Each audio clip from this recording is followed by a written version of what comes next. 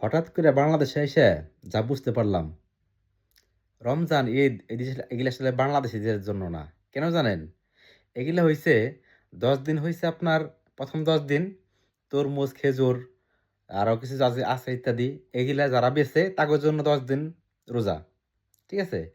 বাকি ১০ দিন মাঝখানে ১০ দিন যারা আছে, পোশাক ব্যবসায়িক যারা আছে তাদের তো আপনারা অবশ্যই চিনেন।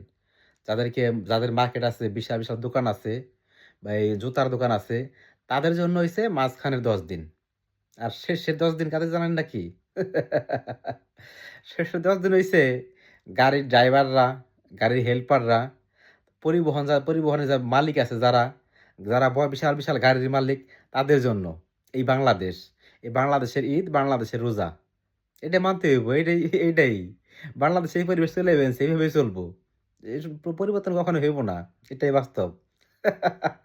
ভালো থাকবেন। আসলে অবাক, অবাক দুনিয়ায়। অবাক দুনিয়ায় বাস করি আমরা বাংলাদেশে। ভালো থাকবেন। আল্লাহ হাফেজ।